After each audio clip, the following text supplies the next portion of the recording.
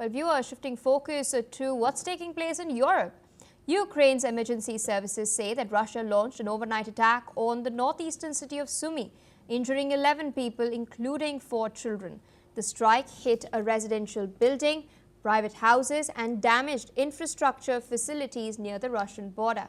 In a separate development, Kyiv maintains that Moscow has fired the 9M729 cruise missile at Ukraine 23 times since August.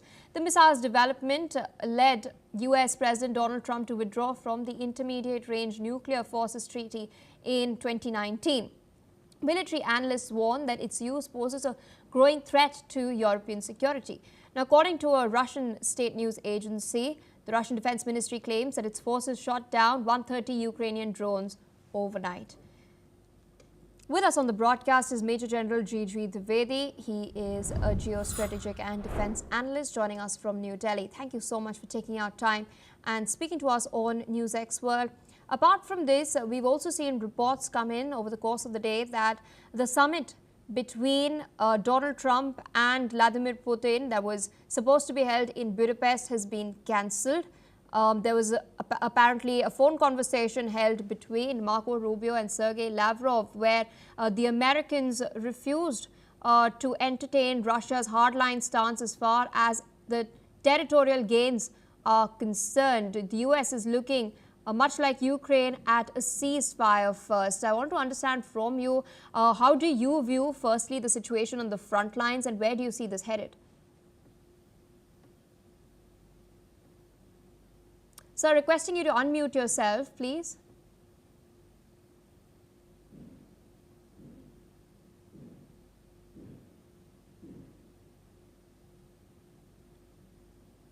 Yes, sir, can you hear me now?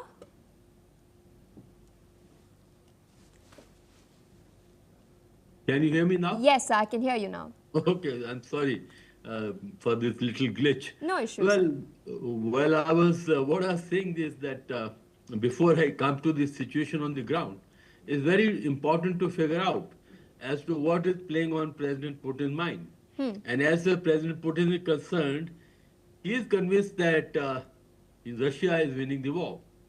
And for that, there are 2-3 indications. First and foremost, Russian forces are making small gains on the ground because the point is, at this moment, Ukraine army is very low on the equipment. Like the tank battalions, instead of having about 35 tanks, are barely down to 8 to 10 tanks. And therefore, their capability to resist the Russian offensive, though it is in tactical terms, is very low. Second point is that Russia is making full use of the winters. Winters means that there is a low visibility, so they are able to get through, their drones are able to get through and cause considerable damage. And third point is that constantly Russia has targeted the civilian areas, the energy infrastructure, because in winters, if you are low on electricity, that's going to have huge impact on the public and therefore the public morale will be low. So as far as President Putin is concerned, he is in mood to either get into any agreement or get into a ceasefire because he feels that he is making gains, and these gains will ultimately, when negotiation come, he hopes that he will be in complete control of Donbas area and able to push Ukraine out, lest Ukrainians get more arms and equipment to face on the Russian onslaught. And that's exactly why the meeting with President Trump, which was supposed to take place in Budapest, was cancelled because I think Americans figured out that President Putin is in no mood to negotiate, and he feels that the war is giving some kind of advantage to him. So that's the largest story. And coming very specifically, firing missiles, well, these cruise missiles are very effective. And as I said, that Ukrainian air defense is today very weak. And also, if they don't get an adequate number of Patriot missiles, if they don't get the Tomahawk to hit Russia deep, I don't think President Putin is going to mend his ways, and he's going to continue the war during the winters and taking full advantage of Zelensky's or Ukrainian army's weakness, which is very low on the equipment. Over to you. Indeed, I want to ask a quick follow-up to this. We'd seen a meeting take place between Donald Trump and Xi Jinping yesterday. In this meeting, the Russia-Ukraine war was raked up. Nothing was mentioned about, China and China's purchase of oil.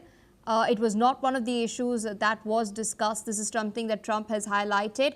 Though Trump has also said that US and China are going to work together to end the Russia-Ukraine war. Now, we do know that China has not openly supported Russia in the war, unlike North Korea that has sent its troops. China has not done that. They have not even sent any sort of military equipment, but they have been providing fiber optic cables. They have been providing lithium-ion batteries. These are dual-use items that Russia then uses to manufacture fiber optic drones in order to strike into Ukraine. I want to understand from you, amidst all of this, what is China's interest in this war? Well, firstly, I have served as defense situation in China and North Korea, so I can give you certain my own ground perspective. The point is that China would want Russia to fight the war, because the more Russia is weakened, better it is for the Chinese, because then Russia is totally in the support role, and as China is trying to work out a new world order, so therefore Russia will be coming as number two to China, and that actually suits Chinese grand design or Xi Jinping grand design. So therefore, Russia has got the support of Chinese, though not over support, but please, the kind of oil purchases by China from Russia is actually really, helping Russia to fight the war. And of course, Chinese have been supplying equipment on this slide, and at times not directly through Iran, through North Korea. Of course, North Korea sent about 13,000 troops. And second point is very important, the meeting between President Trump and President Xi Jinping. Well, I think it's a very defining point. Here on, Russia actually has emerged as a superpower. And I think as the way the globe is shaping, well, it is back to the bipolar world, where Americans, I think, have accepted the Chinese as a superpower, and Trump is willing to deal with Xi Jinping. And in this case, I think Xi Jinping had his terms, and he got the tariff lowered on a number of areas where they were paying high tariffs, and at the same time, he has not yielded much ground on the rare mineral export. So the point is that I think now the world will be seeing two superpowers, that is America and China, and Xi Jinping has played his cards hard, and I think President Trump has yielded some ground, and therefore what we will see is that these two nations would be setting up certain agenda for the future global orders. And as far as Russia is concerned, it can't do without the Chinese support, which is both in terms of buying oil and also supplying certain equipment which helps Russia to fight the war. So we are seeing a new kind of development which is going to have huge impact on the world at large. Over to you. Indeed, sir. And I also wanted to, gauge your opinion on the recent announcement made by Donald Trump with regards to the resumption of nuclear tests by the United States of America. It's been 33 years since the last test conducted by the US. They are not, in fact, a party to, they have not ratified the Comprehensive Test Ban Treaty. There are a lot of reactions coming in from Russia as well with regards to this.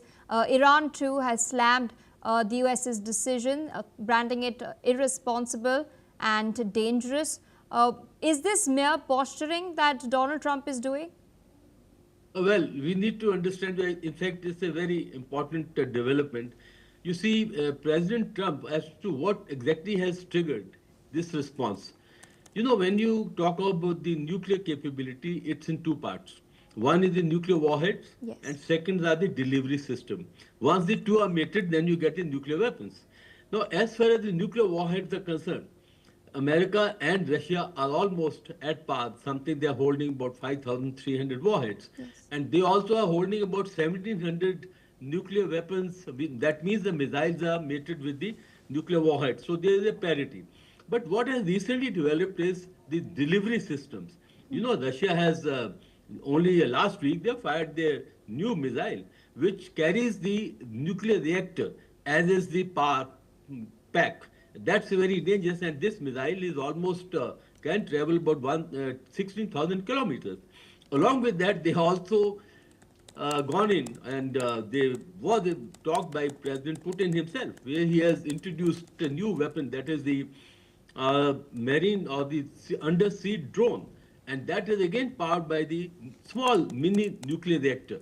And at the same time, the Chinese also have been testing after DF-41, their Tungfang 41 missile, which has a range about 14,000 kilometers. The Chinese also are upgrading their missiles.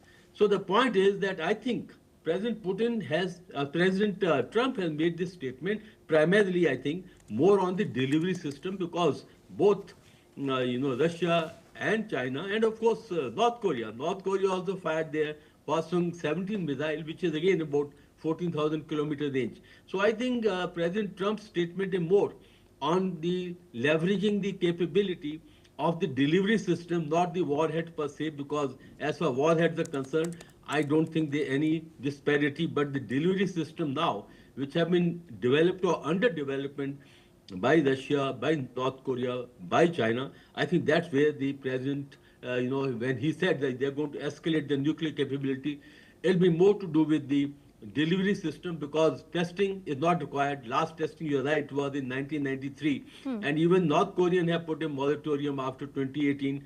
So I think what President Trump is possibly hinting, that they will augment their delivery systems, which of course are very important to deliver the nuclear warheads. Over to you. All right, sir. With that, I would like to thank you for taking out time, sharing your analysis over what's transpiring as far as all of these very crucial developments, geopolitical developments are concerned. With that, viewers, we're shifting focus to what's taking